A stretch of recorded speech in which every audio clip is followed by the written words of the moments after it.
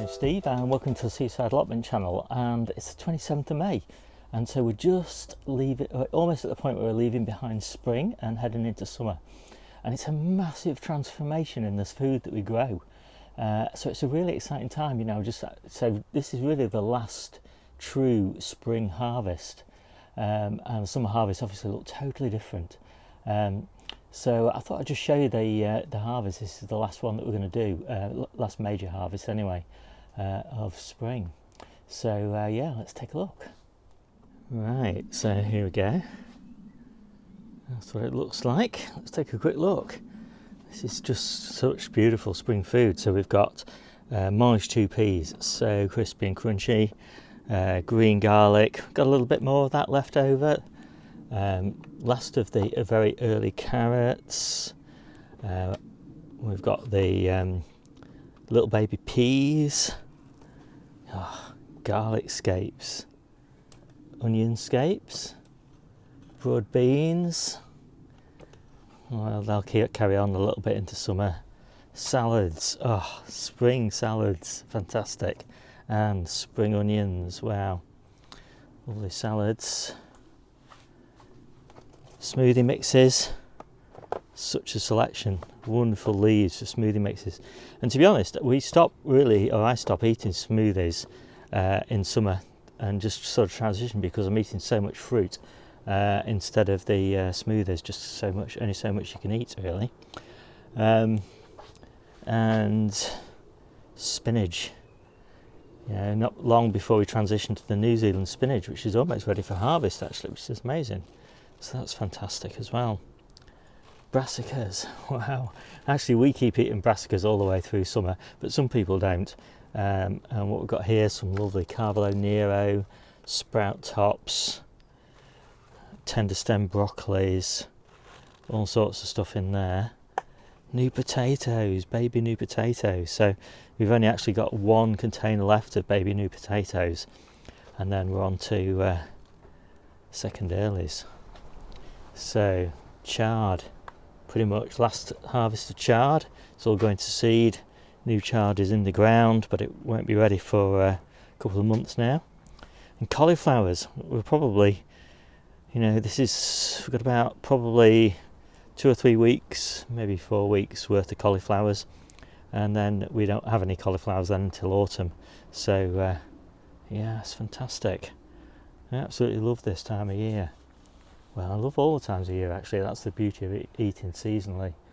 And this isn't the whole harvest. We've had quite a few people popping in to pick up their supplies as I've been harvesting, but that's a pretty good sample of what we've harvested today, or in the last couple of hours.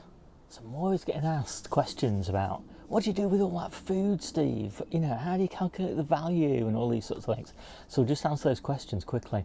So what do we do with all that food? Well, we grow as much as we need in order to be self-sufficient, but when you do that, you always end up with surpluses, because you've got to grow more just in case you have crop failures, and you've got to grow, when the plants are small, the amount you can harvest off them is really small, but when they grow to mature plants, of course, you can harvest huge amounts. And so you're always in this cycle of too much at some parts of the year and too little at other parts of the year. So in order to get over the too little, you've got to sow too much. So basically, we grow what we need to feed ourselves, our family, but we end up with surplus, and we give that to the extended family and friends. So that's the answer about, why do you grow so much food? Well, the other thing is I just love growing stuff. I mean, that's part of it. And because we've got so many people that we feed, it just means I can experiment, because, I can grow stuff that not everybody likes. So yeah, that's really rewarding. And obviously people gift us stuff in return, and all that sort of thing. So yeah, so that's the first thing. Second thing is, how do we calculate how much we've grown? So the value of what we've grown. Well, what we did was, a couple of years ago, we actually went to the trouble for near enough a month of weighing how much we've harvested and looking up how much it was going to cost to get the equivalent organic veg from the supermarket. And that gave us about £2, £2.50 per 2 litre container. on average. So we added, what we did was we counted the number of containers that we harvested in that month. We added up the value of all the things that we harvested in that month, and then we divided one by the other. And we did that I think it was, it was in the first year. So we did it from about the middle of May to about the middle of June. So, it was kind of a mix of summer and spring harvest. Now, actually, it's pretty conservative, because when you get into the true summer harvests and you've got, an autumn, all the fruit, tomatoes and things like that, obviously the value of those is a little bit higher. Whereas in winter, perhaps brassica leaves and things like that, value is a little bit lower. But anyway, it works out reasonably well. And then the other thing we did was we looked at some of the suppliers of organic food boxes, and we compared the sort of food boxes that we provide to our friends and what's in those, and the value of those using my £2.5 per container little metric. And we were well under the sort of Abe and Cole type of value. So anyway, that's how we do it, and it's only a game. We're not in business or anything, so it doesn't really matter whether we're right or wrong. But anyway, that's what we do. £2.50 per container on average. And what else? Oh, so yeah, this is just a standard harvest. So we harvest like this every Monday night for delivery to everybody on Tuesday, and then we do another harvest on Thursday night, which is a little bit smaller than this one, and then we will for ourselves do the odd harvest in addition to these. We don't like to be harvesting every day, it's too much of a pain, because we harvest into water, food safe containers, and we wash everything, we spin everything dry, and all that, and obviously doing that, it's just easier to do it in 2 big harvests, and then just supplement that as needs be. Most of the supplementing just comes from the back garden, so that's really easy as well.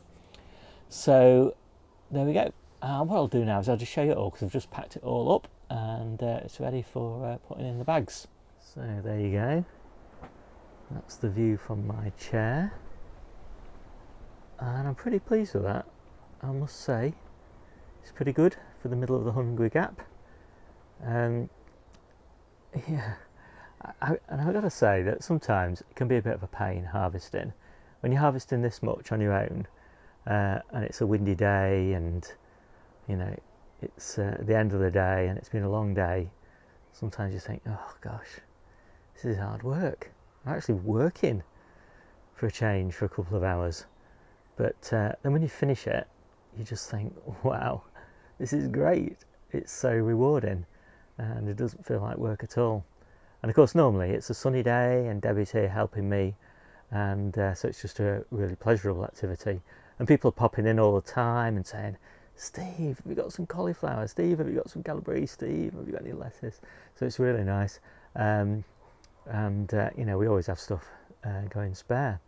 So yeah, there we go. So I hope you enjoyed that little glimpse at what spring harvests have been like. And actually we've just crossed the £3,000 barrier for harvest so far this year. So that's a couple of months of winter and the 3 months of spring. 3,000, well, it'll be more than 3,000 now probably. By the end of spring it'll probably be about 3,200 or something like that. And I'm really chuffed with that. That's double what we harvested last year. And that was one of my objectives for this year, was to significantly increase the size of the spring harvest, because it's just such a fantastic time of year. There's so much I can grow.